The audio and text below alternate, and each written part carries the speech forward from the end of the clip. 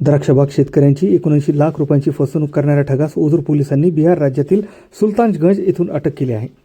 द्राक्षांचा जिल्हा म्हणून ओळख असलेल्या नाशिक जिल्ह्यातील द्राक्षबागेची शेती करणाऱ्या निफाड, दिंडोरी आणि नाशिक तालुक्यातील बऱ्याचशा शेतकऱ्यांचा द्राक्षमाल घेऊन त्यांची 79 लाख रुपयांची द्राक्षे खरेदी करून द्राक्षमालाचे पैसे न देता फसवणूक केल्याने त्याच्या विरोधात शेतकऱ्यांचे शिष्टमंडळ डॉक्टर श्री एस स्वामी, माननीय पोलीस अधीक्षक नाशिक ग्रामीण यांची भेट घेऊन त्यांची कैफियत मांडल्याने माननीय पोलीस अधीक्षक नाशिक ग्रामीण यांनी नमूद आरोपी विरोधात गुन्हा दाखल करण्याबाबत आदेशित केले होते. त्यावरून Ozar police station, Pimpalgaon police station आणि दिंडोरी पोलीस स्टेशन येथे फसवणुकीबाबत गुन्हे दाखल करण्यात आले आहेत.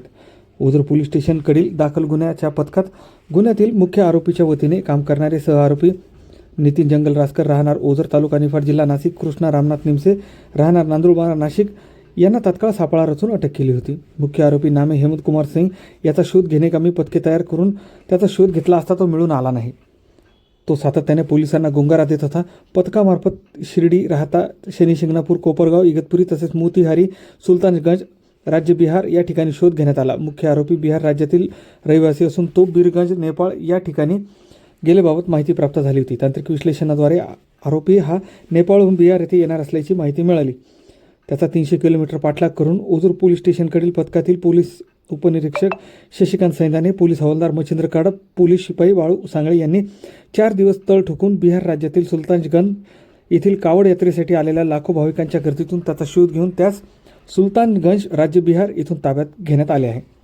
नाशिक ग्रामीण जिल्ह्याचे पोलीस अधीक्षक डॉक्टर डी एस स्वामी, अपर पोलीस अधीक्षक श्रीमती विमला एम, उपविभागीय अधिकारी श्री संजय बांबळे यांच्या सूचनांप्रमाणे ओझर पोलीस स्टेशनचे प्रभारी अधिकारी श्री महेश कुलकर्णी यांच्या मार्गदर्शनाखाली पोलीस उपनिरीक्षक शशिकांत सैदाने, रवींद्र खाडे, पोलीस उपनिरीक्षक संकेत थोरात, पोलीस हवालदार मच्छिंद्र कराड, पोलीस हवालदार दुर्गेश बैरागी, पोलीस हवालदार अजय मदने, पोलीस शिपाई जितेंद्र बागुल, पोलीस शिपाई बाळू सांगळे अशांच्या पथकाने आरोपींचा शोध घेऊन अटक करण्याकामी मदत केली. सदर आरोपीस अटक करण्यात आली असून गुन्ह्याकामी पुढील तपास पोलीस निरीक्षक महेश कुलकर्णी सर हे करीत आहेत. नाशिक जिल्ह्यामध्ये द्राक्ष उत्पादक शेतकरी मोठ्या प्रमाणात आहेत. तर द्राक्ष उत्पादक शेतकऱ्यांची एका आरोपीने फसवणूक केलेली होती. त्यांचे द्राक्ष विकत घेऊन त्यांना पैसे न देता बऱ्याच दिवसापासून तो पैशाची टाळाटाळ करत होता. त्याबाबत सर्व शेतकऱ्यांचे शिष्टमंडळ आमचे माननीय SP साहेब स्वामी सर यांना भेटलेले होते. स्वामी सरांनी आम्हाला त्याबाबत आदेशित केलं होतं की याच्यामध्ये एकदम कडक योग्य कारवाई झाली पाहिजे. त्यानुसार आम्ही शेतकऱ्यांचा सर्वप्रथम ओझर पोलीस स्टेशनला गुन्हा दाखल होता, त्यानंतर पिंपळगावला एक गुन्हा दाखल होता आणि दिंडोरीला एक गुन्हा दाखल होता. असे एकूण 3 गुन्हे दाखल होते आणि सदर गुन्ह्यामध्ये एकूण 79 लाख रुपयाची शेतकऱ्यांची फसवणूक झाल्याचं अद्यापपर्यंत निष्पन्न झालेलं आहे. त्यामध्ये 2 आरोपी यापूर्वी अटक होते, परंतु हा मुख्य आरोपी हा गुन्हा झाल्यापासून तो फरार झालेला होता. त्याच्या शोधासाठी काही पथके तयार केली होती आणि त्यानुसार तो नेपाळ या देशामध्ये गेलेला होता. त्यामुळे त्याला पकडण्यासाठी अडचणी येत होती. नेपाळहून भारतात येण्याबाबत आम्ही त्याचं सगळं हे करत होतो.